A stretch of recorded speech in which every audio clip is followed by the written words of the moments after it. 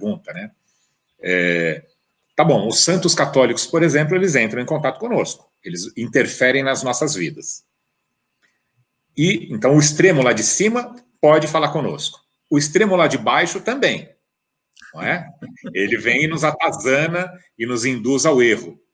Tá, e toda essa onda da, vamos falar, a classe média dos espíritos, né? Porque os paupérrimos nos influenciam, os milionários de luz nos influenciam, e a classe média não nos influencia? Onde eles ficaram? Por que só os muito ruins, não, ou o muito ruim, e os muito bons interferem na nossa vida? Tá? E essa é uma pergunta que ela precisa ser explicada, né? E aí ela é explicada porque com muita naturalidade. Eu acho que aí a gente pode perguntar aqui, né? Então, vamos lá. Vamos trazer até o banner para a gente. Ah, eu pus o boa tarde da Ângela aqui. Estou mexendo com as coisas aqui, viu? Ângela, boa tarde para você também. E eu queria trazer isso aqui, ó. Um banner de mediunidade né? Nas suas palavras, mediunidade é?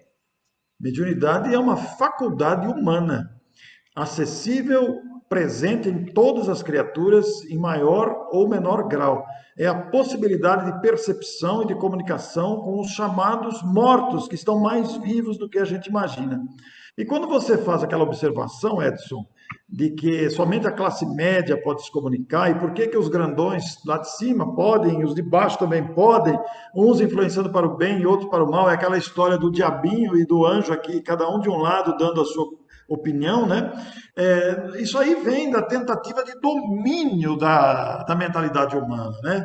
Isso aí vem da tentativa de domínio. Então, eu domino pelo medo e domino isso pode, isso não pode, para controlar a sociedade. Só que a sociedade, a mentalidade humana evoluiu, já não aceita mais essas tentativas de domínio.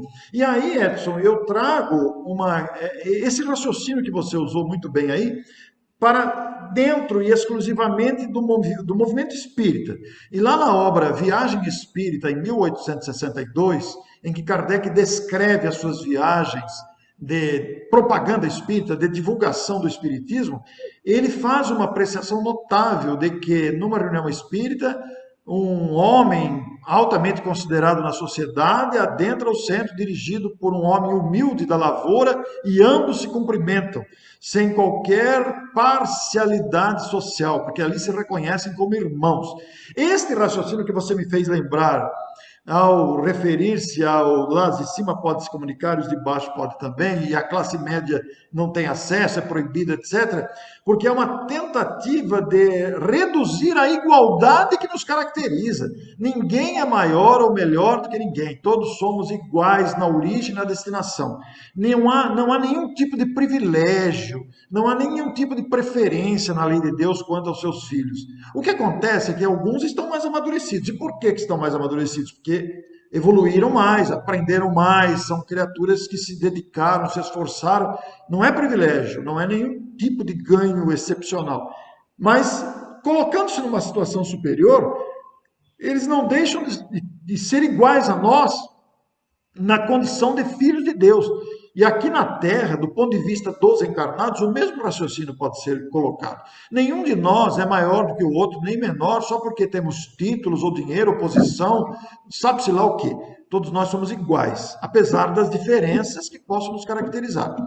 Com os espíritos, o raciocínio é o mesmo. O que acontece é que alguns estão amadurecidos, outros não estão amadurecidos, e entre os dois extremos há uma quantidade enorme em que se colocam os espíritos que estão ainda tentando evoluir e ainda presos às tendências inferiores. Então, é muito interessante analisar isso, é muito bonito pensar na nossa condição de filhos de Deus, criaturas criadas para a felicidade.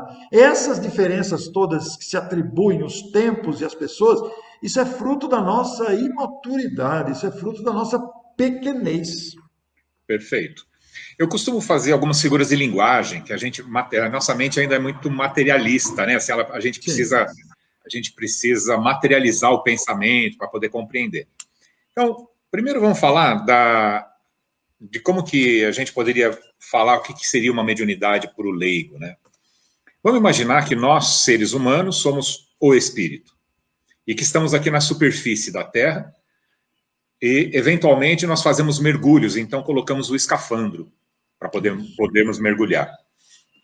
Então, e aí fazendo paralelo, esses que ficam à superfície estão no mundo espiritual, são espíritos que estão no mundo espiritual. Aqueles que vão mergulhar no fundo do mar, que usam o escafandro, são aqueles que se vêm para a Terra. O escafandro é o nosso corpo físico.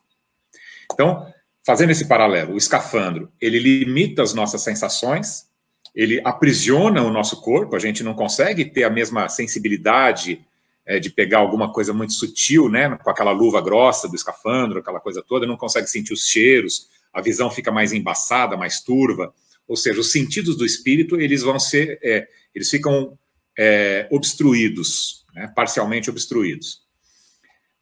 E o médium é aquele que tendo ou não consciência, muitas vezes ele é inconsciente, mas tendo ou não consciência, ele tem um canal de comunicação com aqueles que ficaram lá na superfície. E que aqueles que vêm da superfície, eles conseguem mergulhar sem o escafandro e se apresentar para nós, eventualmente, mas poucos conseguem vê-los. Então, a mediunidade seria mais ou menos isso, né? Materializando a mediunidade, o médium é aquele que consegue ver, escutar, porque existem vários tipos, se der tempo a gente vai falar sobre as várias formas da mediunidade, etc. Mas é aquele que consegue, então, ter essa comunicação com aqueles que estão sem o escafandro. Nada mais do que isso. E quando nós desencarnarmos, tiramos o escafandro, estaremos lá. E se tivermos condições de vir aqui para dar comunicação, viremos. Por isso que o Chico conseguiu acalentar milhares de corações de mães que perderam seus filhos, e eles, pelas mãos abençoadas desse médium que deu essa